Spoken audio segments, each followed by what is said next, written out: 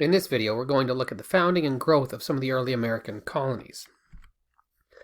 And this is a logical starting point because if we think about where America, the idea came from, it was really just a few guys in a room writing some stuff down.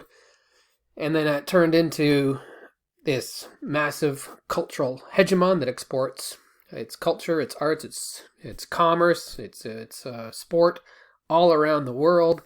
It has globally identifiable constitutional officers like the president and the vice president, the speaker of the house. It went from this, just an idea, and I say guys writing it down because it was just men that were allowed to be part of the drafting of the Constitution. A few people wrote down some ideas for a country, and then it turned into this behemoth of 300 plus million people that is a global superpower. So how did we get there?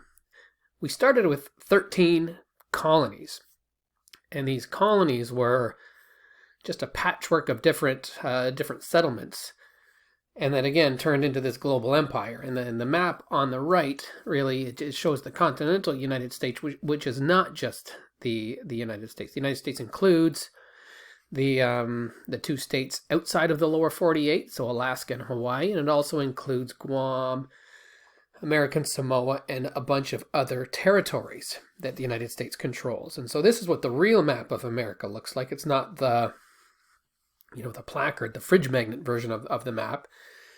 And I think part of that is political. When Americans like to sort of display the map, they don't like to show this, all the territories, because that's sort of emblematic of a sprawling global empire. America was founded from people fighting back against a sprawling global empire. So I don't think they like calling attention to that. But this is what the map of America looks like. The reach is vast. And the origin story is told by the sort of American historians and American founders, tends to be, at least the one in sort of popular consumption, is one that is really valorized, and there's a lot of mythology around it. And this is a portrait, famous portrait, that captures some of that. This is George Washington. So he's a general in the Revolutionary War. He becomes the first president, but at this time he's really just fighting on behalf of the colonies against the British forces trying to get independence. And so you can see this is called Crossing the Delaware. This is Washington leading a bunch of boats across the Delaware River to attack British positions. And you can see him standing there looking so majestic. It's freezing.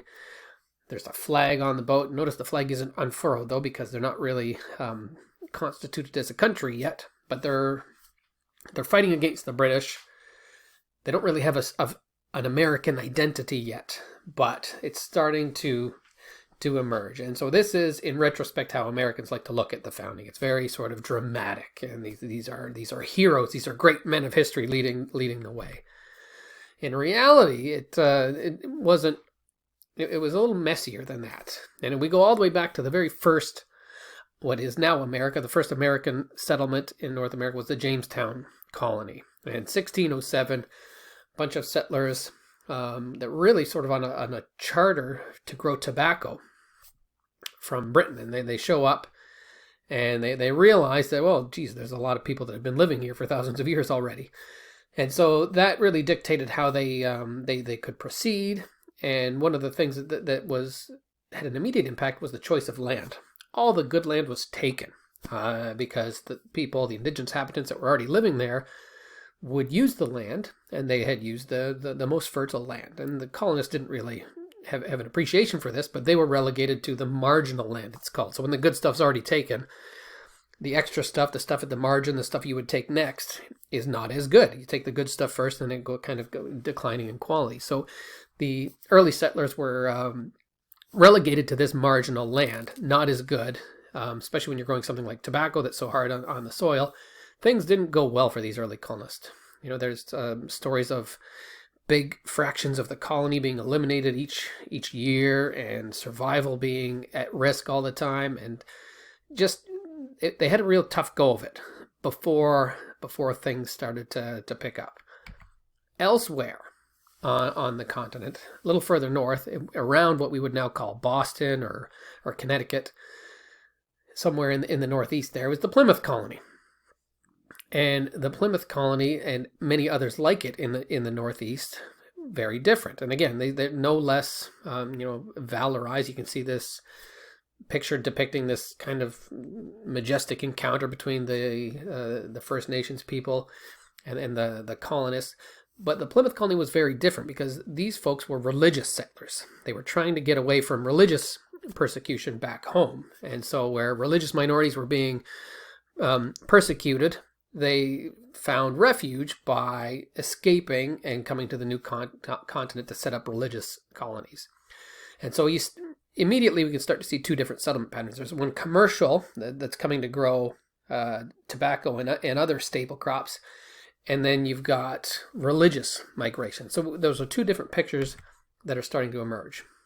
Eventually, there's 13 of these. There's 13 original colonies that would later become Quebec, or excuse me, America. You can see Quebec on this map as well, but that's not really germane to the analysis here. The New England colonies in the north, you can see Connecticut, Massachusetts, Rhode Island, very specific geography.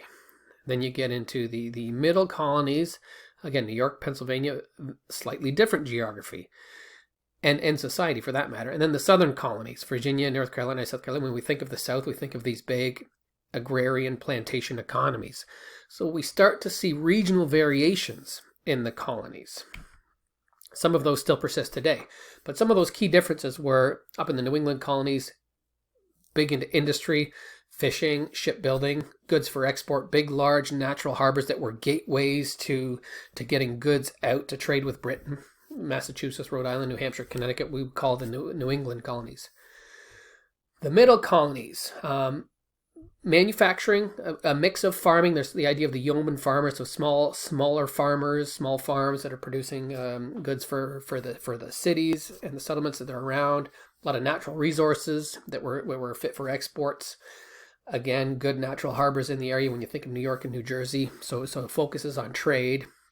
The mix of people here is interesting because a lot of them were loyalist landowners, so people that were sent over with a charter from the king. And many of them were religious migrants. And so these were religious, again, persecuted religious minorities that were coming over to establish new colonies. One example, Pennsylvania. Pennsylvania was a home for Quakers, founded by William Penn. And so that's, just some of these early colonies were oriented like that. One person would come over with a sort of herd of religious followers, and they would set up a colony. So William Penn gives us Pennsylvania. And there are other examples like that.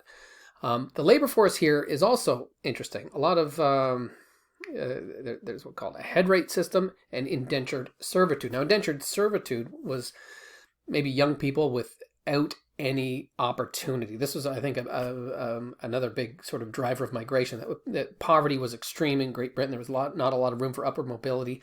So if you're a young person with few prospects, you could come to the colonies as an indentured servant.